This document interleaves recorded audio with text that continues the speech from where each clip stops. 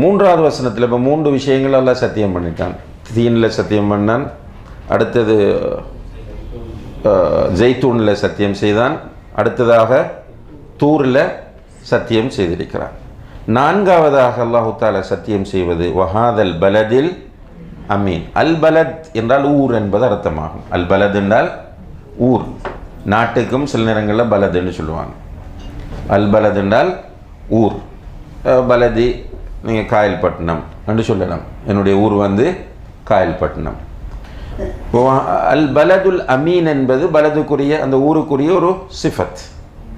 இப்போ அமைதியான பாதுகாப்பான ஊர், அமைதியான பாதுகாப்பான ஊர். அப்போ மார்க்க ரீதியில் அந்த ஊர் அமைதியானது, பாதுகாப்பானது.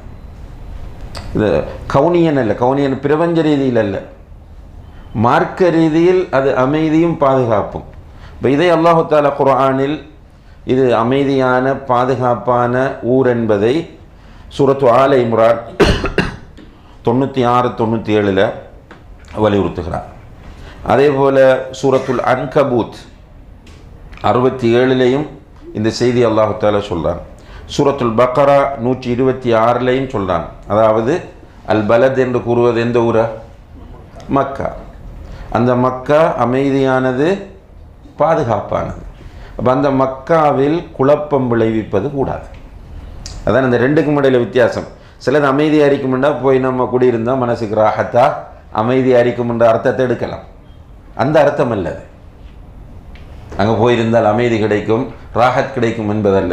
அந்த இடம் பாதுகாப்பானது, அமைதியானது என்றால் அந்த இடத்தில் குழப்பம் விளைவிப்பது, சண்டை செய்வதெல்லாமே தடை செய்யப்பட்டிருக்கிறது. இப்போ மக்காவில் ஃபசாது பண்ணுவது, குழப்பம் பண்ணுவது தடுக்கப்பட்டது. ஆனால் அதையும் தாண்டி சிலர் அந்த வேலை செய்கிறாங்க. அதில் குறிப்பாக யார்? ஷியாக்கள். தொடர்ச்சியாக ஆரம்ப வரலாற்று நீங்கள் பார்த்தீங்க, கராமித்தாக்கள் என்ற கூட்டம் ஆரம்ப காலங்களில் கடுமையான குழப்பத்தை பண்ணி ஹாஜிகள் எல்லாம் மறுத்து ஜம்சம் கிணத்துலாம் போட்டாங்க. இப்போ என்ன பண்ணுறாங்க? ஒவ்வொரு ஹஜ்ஜிலையுமே பிரச்சனை. இப்போ நம்முடைய காலத்தில் இப்போ இந்த குர்ஆன் வசனம் நேரடியாக மாறு செய்கிறாங்க. ஆனால் இவ்வாறு செய்யக்கூடியவர்களுக்கு கடுமையான தண்டனை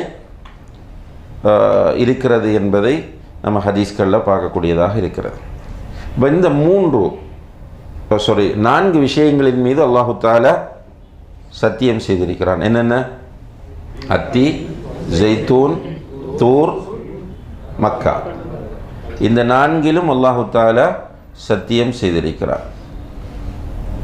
இதை பற்றி இமாம் இப்னு தைமியா ரஹ்மத்துல்லாஹி அவர்கள் சொல்லும்போது 3 இடங்களின் மீது அல்லாஹ் சத்தியம் செய்திருக்கிறான் என்று சொல்கிறார். 4 சத்தியம், ஆனால் இடத்தை பேஸ் பண்ணி நம்ம ஏற்கனவே பார்த்தோமே, அத்தியின் மீதும் ஜெய்தூன் மீது மரத்திலேயா அல்லது மரம் முளைக்கிற இடமா என்று. இப்போ அது ரெண்டும் சேர்ந்து ஒரு இடம். எங்கே கூடுதலாக வளருது? ஷாமில் கூடுதலாக அத்தி ஃபிக் வளரக்கூடிய இடம் வந்து ஷாம். இப்போ இமாம் இப்னு தைமியா சொல்கிறாங்க, வபிஹாதிஹில் அமாக்கினி ஸலாஸா அக்ஸம் அல்லாஹு ஃபில் குர்ஆன் பிகௌலிஹி வத்தீனி வஸ்ஸைத்தூனி வதூரி சீனீன வஹாதல் பலதில் அமீன் என்று 3 இடங்களின் மீது அல்லாஹு தஆலா சத்தியம் செய்கிறார்.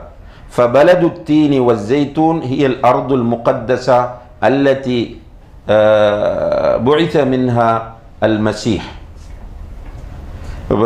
அத்தியும் ஜெய்தூனும் முளைக்கக்கூடிய அந்த ஊர் புனிதமிக அந்த பூமியாகிய அந்த பூமியிலிருந்து தான் ஈசா அலைஹிஸ்ஸலாம் அவர்கள் நபியாக்கப்பட்டார்கள்.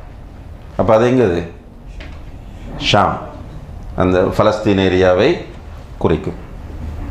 வகான பிஹா அம்பியா பனி இஸ்ராயில், அதில் நிறைய பனு இஸ்ரவேலர்களுடைய நபிமார் வந்திருக்கிறார்கள் ஷாமில். வ உஸ்ரிய பி முஹம்மத் இலைஹா ஸல்லல்லாஹு அலைஹி வஸல்லம், அங்குதான் ரசூலுல்லாஹி அலைஹி வஸல்லம் அவர்கள் இரவோடு இரவாக அழைத்து செல்லப்பட்டார்கள். இஸ்ரா என்பது மக்காவிலிருந்து ஷாமுக்கு பைத்துல் முகத்தஸுக்கு தான் இடம்பெற்றது. வதஹரத் பிஹா நுபுவத்துஹு, அங்கே வைத்து அவர்களுடைய நுபுவத் வெளிப்பட்டது என்று சொல்கிறார்கள். ஈசா அலைஹிஸ்ஸலாம் அவர்களுடைய நுபுவத். வதூர் சீனின் அல் மக்கான் அல்லதி கல்லம் அல்லாஹு ஃபீஹி மூசா இப்னு இம்ரான், சினீனில் உள்ள தூரை பொறுத்தவரையில் அங்கே வைத்து தான் அல்லாஹு தஆலா மூசா அலைஹிஸ்ஸலாம் அவர்களோடு பேசினார்.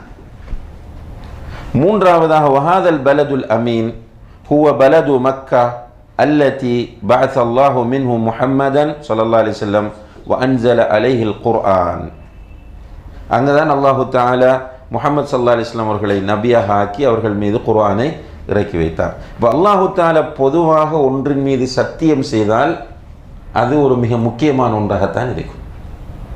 அந்த அடிப்படையில் அல்லாஹு தஆலா இங்கே 4 விஷயங்களில் சத்தியம் செய்கிறான். அந்த 4ம் 3 இடங்களை மையப்படுத்தியதாக இருக்கிறது. அந்த 3 இடங்களுமே நுபுவத்தோடு தொடர்பான இடங்கள். 3 இடங்களுமே நுபுவத்துடன் தொடர்புடைய இடங்கள். அதிலே ஷாமை பொறுத்தவரையில் ஈசா அலைஹிஸ்ஸலாம் அவர்கள், குறிப்பாக பைத்துல் முகத்தஸ் அந்த பிரதேசத்திலே தான் ஈசா அலைஹிஸ்ஸலாம் அவர்கள் நபியாக வருகிறார்கள். பனு இஸ்ராயீல் அவர்களுடைய நிறைய நபிமார் போனார்கள். ரசூலுல்லாஹி அலைஹி வஸல்லம் அவர்களும் அங்கிருந்து தான் மியராஜ் செல்கிறார்கள். இஸ்ரா அங்கு தான் அழைத்து செல்லப்பட்டார்கள். இரண்டாவதாக சீனில் உள்ள தூரை பொறுத்தவரையில் அது மூசா அலைஹிஸ்ஸலாம் அவர்கள் அல்லாஹோடு பேசிய அல்லது அல்லாஹ் மூசா அலைஹிஸ்ஸலாம் அவர்களோடு பேசிய இடம். மூன்றாவது மக்கா, ரசூலுல்லாஹி அலைஹி வஸல்லம் அவர்கள் தூதராக அனுப்பப்பட்ட இடம் என்பதை ஷேகுல் இஸ்லாம் இப்னு தைமியா ரஹ்மஹுல்லாஹ் அவர்கள் இங்கே நமக்கு பதிவு